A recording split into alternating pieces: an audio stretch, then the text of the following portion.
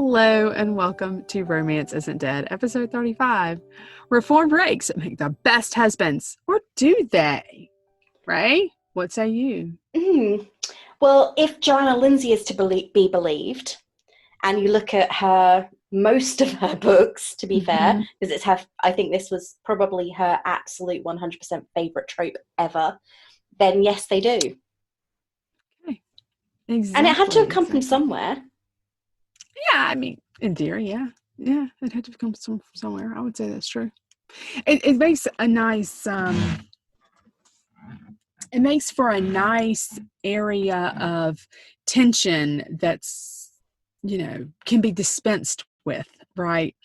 The rakish beau that leaves behind that life for the heroine. And that is the female power kind of thing. Oh, you did this for me, right? You left behind this life for me, but it's a life that he should be glad to leave behind, right? And so it's a what you mean, single, free to be with whom he wants. I mean, in this case, roaming the open seas and pillaging a lot.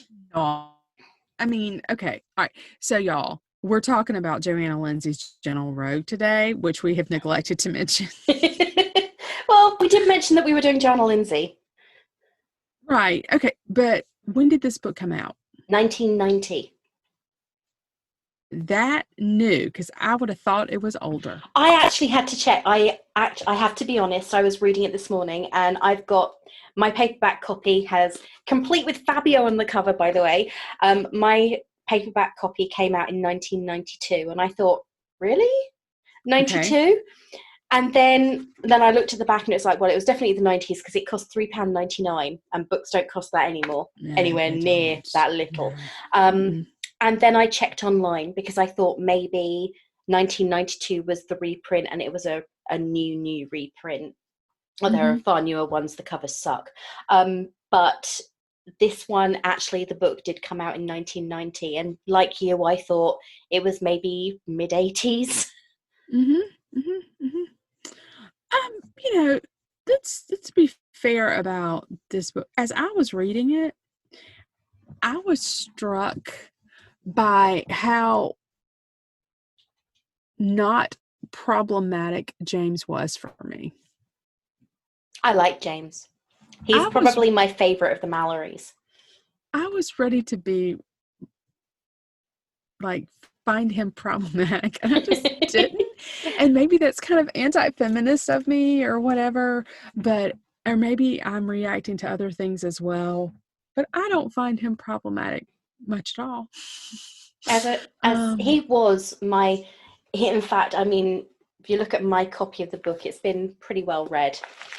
There are stains from where I've been reading while I was eating. It smells loved. I love the smell of old paperback books. They have that kind of like vanilla mustiness about them.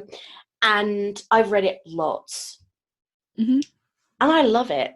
And I still do love it. I can't, in all honesty, pull it apart like I would and like we have other books, because I liked James, I liked his son Jeremy, I even like Anthony, though his story is not my favorite.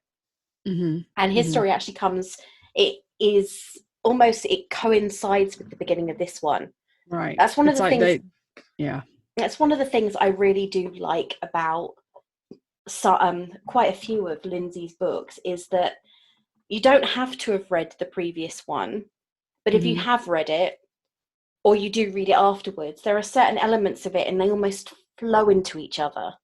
There's no unnatural pushing of a character into the book. They flow. Right. Well, I will say this too with regards to the heroes. We were talking on our last podcast about what we find attractive: handsome, not handsome, pretty boy. And I actually find the dark hair, blue-eyed Malory more attractive in my head.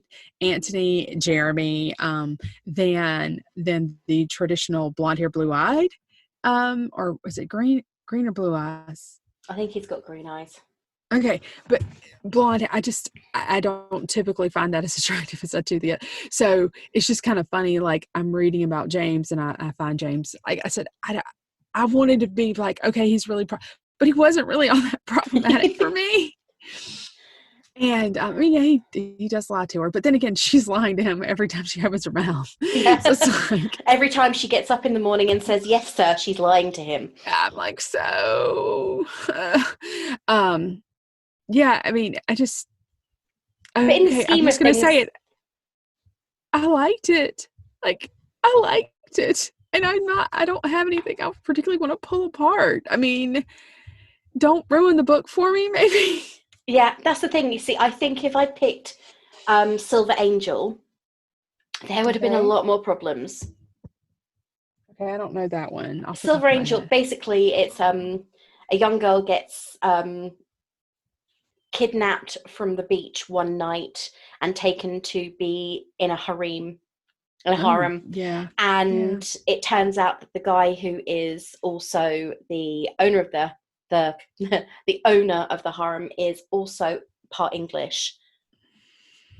Mm. And that one I had a lot more problems with. I really did. This one, I found myself laughing. I found myself remembering why I enjoyed it in the first place and why it didn't get culled with a load of my other books. Because I culled quite a lot, though actually, Lindsay, I didn't. I think I may have Mhm. culled about 3 books in total, and I've Mhm. got most of her back catalogue. Okay, the thing with Johanna Lindsey, at least is I see it in this book. Um, George, who is Georgina is her name, right? Yeah.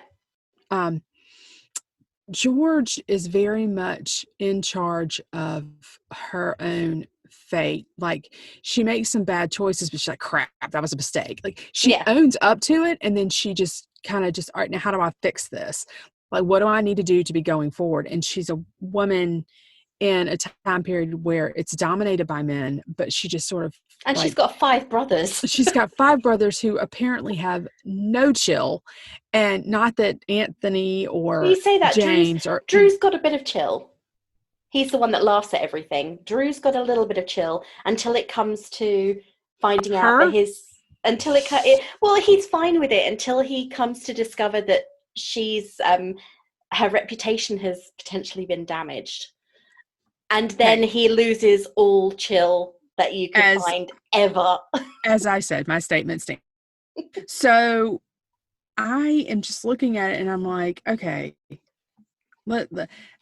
it could be so easy to do this specific trope, to do this specific book poorly. Oh yeah. And she didn't in 1990. And I don't know, maybe it's because I am who I am. Maybe it's because I am a Gen X woman and I grew up on body strippers or whatever. I don't know. But I read this one and I was like, oh, I just like it. Yeah. I just like it. And maybe I won't have any feminist street cred after this. Not that I ever had any in the first place, but I just I liked it. That's all I got. Yeah, that's the thing. I think the thing with this is if you like the characters, Mm-hmm.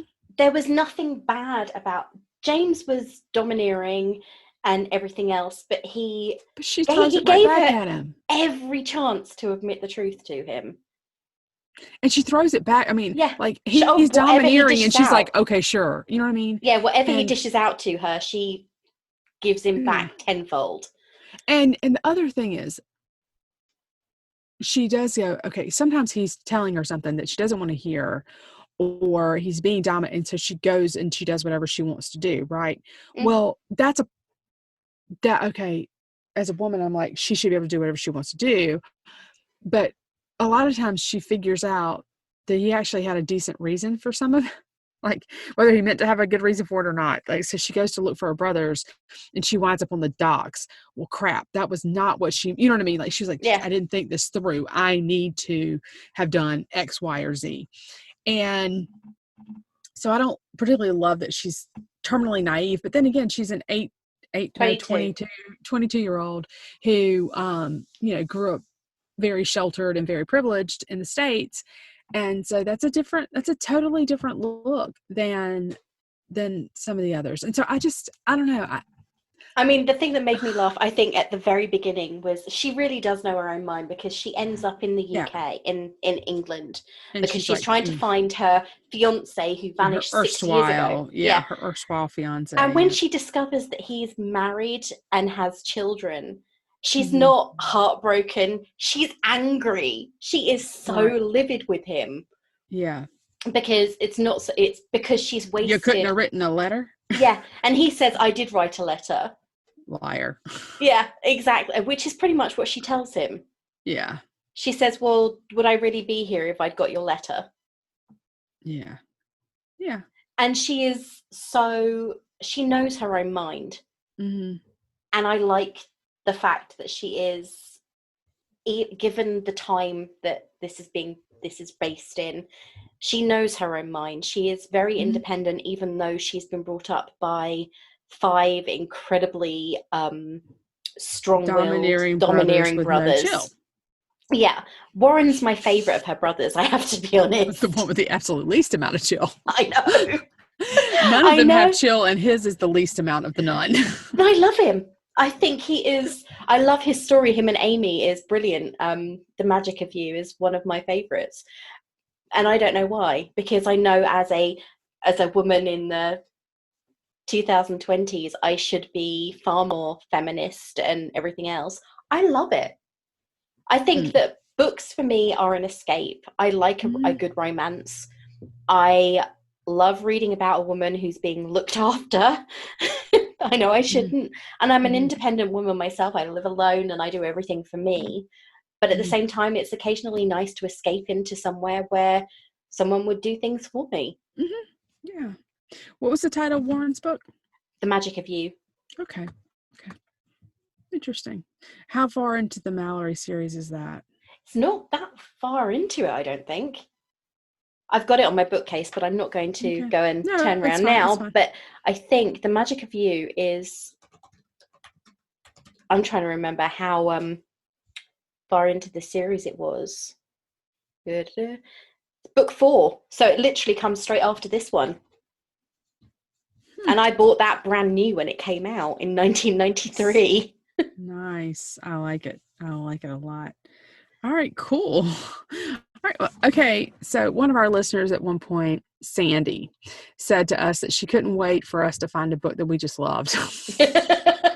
Well, we found one, and We found one, and it's from it's 1990. yeah, and it's also harking back to probably one of the classic bodice ripper authors. Mm-hmm. Really, it is. It I mean, is. It's hilarious. the reason we chose this was because, for anybody who's not in the know, Johanna Lindsey passed away last year, which means Mm-hmm. no more Malory books, which is quite sad. But we felt this would be a really good way to mark it, and this is one of my favourites. The Magic of You Mm-hmm. is my all-time favourite because I Mm-hmm. love Warren. I don't know why. I really love Warren. And he is, I think the reason he and James have a problem together is because they are so alike. Mm-hmm. Of course. And I love the turnabout with James, his Mm-hmm. character, because he is, I find it ironic he ends up having a daughter, but he is definitely a rake. Mm-hmm. His intention is to take George away as his mistress. Mm-hmm. Well, what's funny to me is once he realizes that that whole mistress thing isn't going to happen, he He essentially almost, corners himself, yeah. right? And I to this day, I'm not certain in If he my own wanted to. head if he realized exactly what he was getting himself. Like, he knew that she had brothers, he knew that she had big brothers, and he knew that they were going to force him to marry her, but I'm not sure he actually thought that through until afterward. Yeah, Like, I think I almost feel like he went and he got dressed up, he did all these things and went to her house, and I'm not sure if he really had thought it through, like, this is how this is going to go, or if he was just acting on, like, I'm going to instinct. do this, but he didn't follow it through to its logical conclusion, even though the logical conclusion was what he wanted. Yeah, I just Yeah, couldn't. you see, I can't help thinking. I don't know if it's the romantic in me or what, but I can't help thinking he purposely did it. Maybe. Yeah, I could buy it. Because of the way that he we know that he can beat them in a fight. Yeah. He goes there with no crew, no Right. backup, Right. and basically presents himself to them as a, hey, I'm here, I'm a target. And beats them individually. Now he can't take down all 5 at once. But he beat them But individually, proved that he could fight, and mhm, then still lets them take him captive. right. He And goads them into it. yeah, and if you have not read this book, this is not going to make sense. This discussion doesn't make sense. Well, maybe this is going to encourage people to actually pick up the book. It really is a good introduction to Johanna Lindsey. Yeah. And one of my favorites was Anthony. Like, even though Anthony, I think his story from a feminist perspective is a bit more problematic, but Yeah, well, his book like is. I'm trying to remember book what his book. 2. Yeah, book 2, and I'm trying to remember what it's called. Of course, my copy of the book, literally, it is Tender Rebel. Yep. Yep, Yeah, that's right. the one thing I have to say about, you can tell when a book is older, is Mhm. they don't waste paper with advertising or anything else. There are maybe 5 pages before the book starts, and the book ends on the last page. Right. Yeah, that's true. And she's smelling the book again, y'all. She's smelling it again. It smells so good. I really do think that books have this kind of musty vanilla welcoming smell to them when they reach a certain Mhm. age. And to be fair, this book is what, 30? Nearly 30 years It old? is 30. No, well, my copy of the book is actually 28, but Okay. and I bought it new. So in other words, it's a millennial and your actual copy of the book is a millennial. Okay. Yeah, my copy of the book is 28 years old, and I think it's in pretty good nick. It's For in great 28. shape. It's in But great then shape for being 28. most of my books, when I bought them new, are in pretty good condition because I look after them really well. Mm-hmm. I Fair. won't have anyone to pass them on to, which is quite sad because my sister's children, the boys read, but not this kind of book, and the girl doesn't read. Hmm. Well, maybe one of them will enjoy them. Maybe. I'm being optimistic, man. Believe it or not, as much of a deathly cynic as I sometimes sound like, I am an optimist at heart. Whereas I'm a realist. Okay. The face that just appeared on Sally, Sally's expression was like, okay. It's true. Don't get realistic with me right now, please. I can't handle it. I'm too fragile. Too fragile. Anyway, I would seriously recommend this book, Gentle Rogue. I'd recommend all of the earlier Malory books. Mm-hmm. It Fair. starts with Defy Not the Heart, I think, Mm-hmm. which is Reagan and Mm-hmm. why can I never Nicholas's Nicholas. book. And then you have I'm not sure I've read that book, by the way. I actually had to get that from a secondhand bookshop because they didn't have it in print. And then it's Go ahead. Tender Rebel, which is Anthony's story. Uh-huh. And Anthony and Lady Rosalind, I think. Mm-hmm. And then we Yes. have Gentle Rogue, which is the one we've just read. So that is Right. George and James. Yep. And then it's The Magic of You, which is Amy Malory and Warren Anderson. And Okay. Warren is still my favorite. I know it's so... The brother with no chill. I'm going to stand by that until the day I die. You need to read He his has book. no chill. You need to read his story. I do. And I may have read, like, I did not remember having read Gentle Rogue because it has probably been 20 years. But as I was reading it, I was like, oh, I know. They're going to try to kidnap her. You know what I mean? I was kind of like, I think I know where this is going. And But is that because you read it and remembered it, or is that because that's the way it seemed to be taking it? I feel like I have read the book, but I can't 100% confirm that. So I don't know. and it could be I'm backfilling stuff because I've read so many romance novels over the years that I just know the way those things go. I have to say, this is the golden age of romances. This is when this book came, I'm trying to think. When I got this copy, I was 18. When the book came out, I was 16. And that was the era that was the time that I started really seriously reading romances. Mm-hmm. Prior to that, I'd been reading nothing but science fiction and fantasy, a lot of it, and Flowers in the Attic, which we will not go into. And then, as I said, we are not going to go into that era at all. And then I found Johanna Lindsey and Mills and Boon. My brother bought me a Mills and Boon for my 16th birthday. Yes, it's a random gift. And I'd already actually read the book that he bought me, but I've still got the copy that he gave me because it was a nice thought. Yeah. And then I found Johanna Lindsey, and it was earlier books of hers I'd read. Right. Well, I remember some of my first big romance novels being Kathleen Woodiwiss books. And I also discovered Johanna Lindsey late high school. I remember reading those in class behind textbooks. We had them in the library at school. We might have had a few of those, but I'm not sure. And y'all, I'm going to apologize. My house is waking up and I have children. So, yeah. And this is why she reads romance. There's so many of them. Yeah. And that's why I need optimism in my life. Don't give me realism. I don't need realism. I have plenty of that day to day. Yeah. So, same here.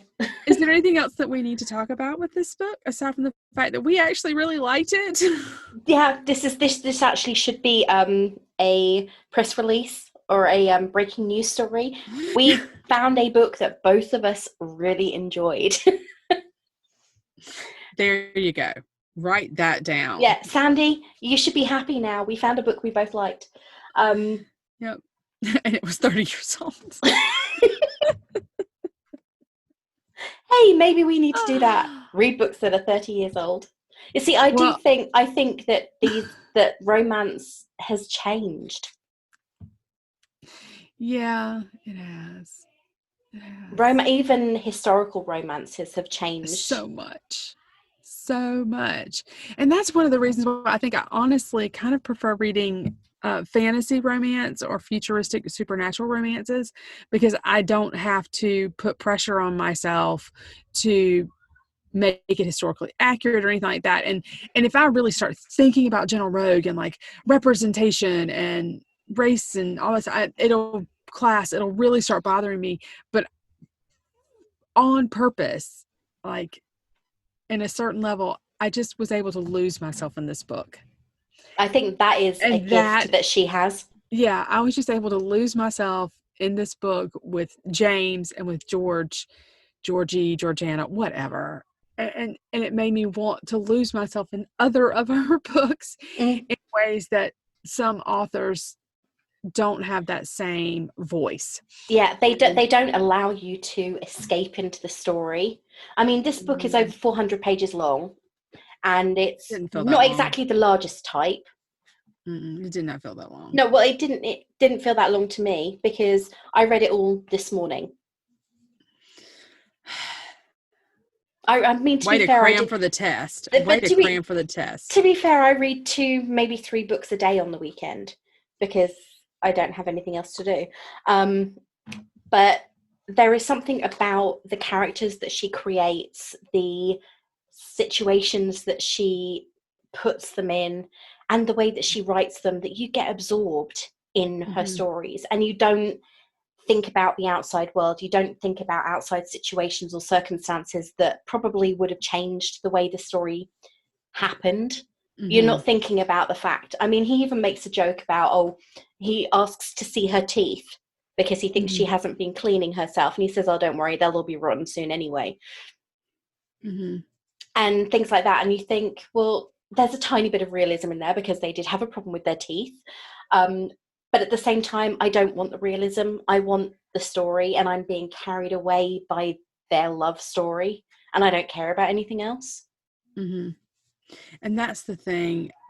That's the thing I think we need to understand, or maybe forgive ourselves for, that sometimes we do need some escapism. And if we take everyday things into every bit of stuff we read for fun, we're going to ruin it. It's And why I find it really and difficult to read anything where characters have got cancer. right. And see, for me, I have a problem sometimes reading books where characters have major issues from PTSD and other injuries associated with military service. And so I don't necessarily read those books for escapism and fun, even though I know that there are a lot of those that are out there that are worthy additions to read, things that you should read, things that you will probably really enjoy. I have to be in the right mindset for it. That's the thing. I don't think there's actually, unless you're doing a degree course or you're at school, I don't think there's a book you should read. You shouldn't ever be made to feel like you have to read a book because apparently it's this incredible, amazing story that everybody must read. Mm-hmm. Mm-hmm. Because I know that there's stuff going on right now about a book that something dirt or something or other. I can't even remember. I just know that there's a book that it was apparently recommended by Oprah's book club, and a lot of people are really angry about it. I don't know enough about it, so I'm not going to comment. All I'm going to say is I don't think there's ever a book you feel you must read. Mm-hmm. Mm-hmm. Unless there is a specific reason why you are reading it. Like, I had to read Jane Eyre for university, and it was a had to because I didn't want to. Right. I understand. I do. I get that. So I honestly believe that unless you're doing something that requires you to read a specific book, like I've been asked to read some specific marketing books for work, unless there is that requirement behind it, you should never feel it's necessary to read something. So read what you want to read. Mm-hmm. Fair. Okay, so where are we going to put this book on a chili pepper scale? I am thinking on the chili pepper scale, it should be about a 7. Really? I was going to go 5. Really? Yeah. You see, I think Can we settle on a 6? We can settle on a 6. Okay, let's settle on a 6. Yep. All right. We're going to say 6. Yeah, little 6. High, little low. Yeah. Okay. Yeah. Cool. All right. Well, are we about done for today? We are, but you need to tell us what the next book is. Oh. You'd forgotten about that bit, hadn't you? No, I've been thinking about it. I hoped you'd forgotten. Why? Because I am having trouble deciding. You know what I'm going to do? What? You know what I'm going to do? I'm doing this for you. We'll read Warren and Amy's story. So The Magic of You. The Magic of You. So we're going to have, March is also going to be a Johanna Lindsey Memorial Month. If we want to call it that, yes. Well, it kind of is. Yeah, sure, we'll call it that. Let's call it that. Well, at least and it's like, I mean, in March, it'll be kind of into April, I think, at that point, because we pre-record some of our podcasts. So by that time, we'll be talking about it in March, but it might not come out to the beginning of April. Yeah, but March is longer than February is. 2 days? 2 days? It's only 2 days this year, isn't it? Yeah. Because, of course, it's a leap year. So if you're intending to propose to your partner on leap day, don't forget, because apparently it's tradition for women to propose to men on that day. Oh, interesting. Have you never seen the movie Leap Year? No. It's also a presidential election year, so I need all the escapism and romance I can find. Oh, Lord. That has nothing to do with politics in the real life. Well, we had our elections all last year, and that was fun. Democracy, yay. All right. So, yeah, well, we had our election like 2 weeks before Christmas, for goodness sake. Well, I mean, to be fair, democracy is the best form of government out there, but they're all terrible. Yeah. So there's that. But anyway, all right, we're going to go, right? Let's go. I can't help laughing. Before this devolves into a discussion of how terrible politics are across the pond and in this pond. And how would you like to sign out today, Ray? Keep on searching for your happily ever after. And I would remind you that romance isn't dead. It's alive and well on your bookshelf. Bye. Bye.